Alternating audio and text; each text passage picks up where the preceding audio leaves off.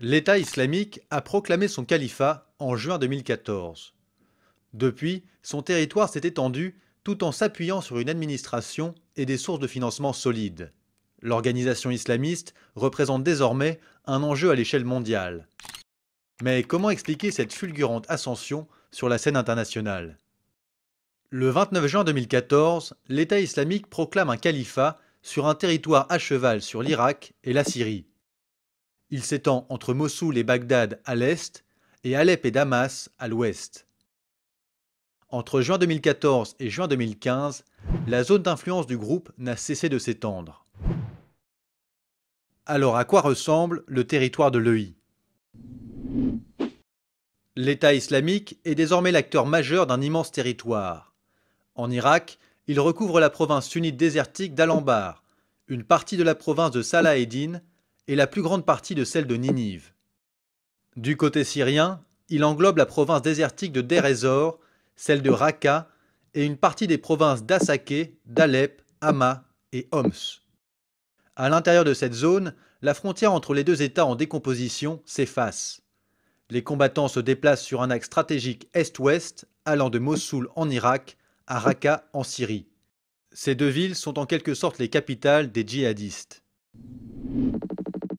Aux marges du territoire à majorité sunnite qu'il contrôle, l'EI combat le régime alawite syrien, le régime chiite irakien et les forces kurdes. Depuis 2014, l'EI est ciblé par les frappes aériennes de la coalition internationale menée par les États-Unis. Il a par ailleurs essuyé des défaites à Kobané en janvier 2015 et à Tikrit en avril.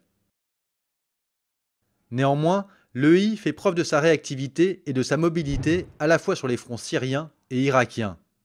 En mai 2015, le groupe a pris le contrôle de Ramadi, chef-lieu de la province d'Al-Anbar, à 100 km de Bagdad, et de Palmyre, carrefour routier stratégique sur la route de Damas. La situation sur le terrain est très mouvante. À la mi-juin 2015, le groupe a essuyé une lourde perte dans la ville de Tal Abyad, reprise par les forces kurdes. La zone était le principal point de passage avec la Turquie, un élément crucial pour l'approvisionnement de l'EI. L'État islamique fonctionne comme un véritable État doté d'une administration qui s'appuie sur un budget annuel estimé à 2 milliards de dollars. Mais alors quelles sont ses sources de financement? Tout d'abord, il y a ses revenus propres. Dans les villes qu'il contrôle, l'État islamique taxe les populations locales et particulièrement les fonctionnaires qui sont encore payés par les autorités de Bagdad et de Damas.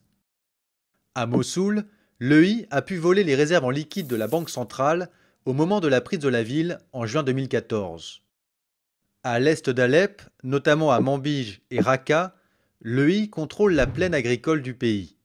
La production et la vente de céréales et de coton lui permet d'épaissir un peu plus son portefeuille. Deuxième grosse source de financement, le revenu de la contrebande. La dizaine de champs pétrolifères saisis dans l'est de la Syrie et le nord de l'Irak sont une importante source de revenus pour l'EI.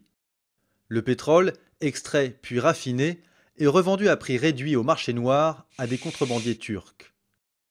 De la même manière, les antiquités pillées sur les sites archéologiques saccagés par l'EI sont écoulées via la Turquie voisine grâce aux filières de contrebande. Concernant le trafic d'êtres humains, l'État islamique ne se contente pas de réprimer les minorités qu'il juge hérétiques, mais il les utilise pour se financer, soit en réclamant des rançons contre la libération des personnes kidnappées, soit en vendant des populations réduites en esclavage, en particulier des femmes. C'est ainsi qu'au nord du territoire qu'il contrôle, l'EI a capturé en grand nombre des Turkmènes chiites en juin 2014, des Yézidis en août 2014 et des chrétiens assyriens en février 2015. Dernier type de ressources, enfin, les djihadistes étrangers qui viennent renforcer les rangs de l'organisation et dans certains cas apportent de l'argent. Selon l'ONU, 110 pays fournissent aujourd'hui des combattants à l'EI. Un grand nombre de djihadistes viennent de pays musulmans, la Tunisie et l'Arabie saoudite en tête, mais aussi de Russie et d'Europe. En juin 2015, le Premier ministre Manuel Valls a indiqué devant le Sénat que 860 individus français avaient séjourné en Syrie. L'implantation de l'État islamique sur les théâtres de guerre d'Irak et de Syrie a bouleversé la donne à l'échelle régionale. Il a ravivé la rivalité historique entre sunnites et chiites et bousculé le jeu d'alliance au Moyen-Orient. L'État islamique a pour ambition de créer une entité étatique régie par les seules règles d'un islam rigoriste, une sorte de pays alternatif pour les Arabes sunnites marginalisés en Irak après l'invasion américaine de 2003, mais aussi en Syrie où ils sont majoritaires mais opprimés par le régime alawite de la famille Assad depuis les années 70. Par conséquent, l'ennemi le plus acharné de l'EI est l'Iran, puissant chiite tutélaire et principal soutien des gouvernements de Damas et de Bagdad. L'Iran intervient directement contre l'État islamique, en envoyant sur le terrain des Pasdaran, les gardiens de la révolution islamique. Côté sunnite, les pétromonarchies du Golfe que sont l'Arabie saoudite, les Émirats arabes unis et Bahreïn s'opposent également à l'État islamique. Ils participent à la coalition internationale menée par les États-Unis. L'Arabie saoudite a néanmoins joué un jeu dangereux en laissant des acteurs privés et des réseaux religieux informels financer l'État islamique. L'objectif était d'affaiblir le régime syrien et de contrecarrer l'influence de Téhéran, mais Riyad se trouve du coup menacé sur son propre terrain. Même embarras du côté occidental. Les États-Unis et les pays européens rechignent à conjuguer leurs efforts avec ceux de l'Iran pour lutter contre l'État islamique. En effet, Téhéran soutient le régime chiite de Bachar al-Assad, tandis que les chancelleries occidentales réclament son départ pour les atrocités commises depuis le début de la guerre civile.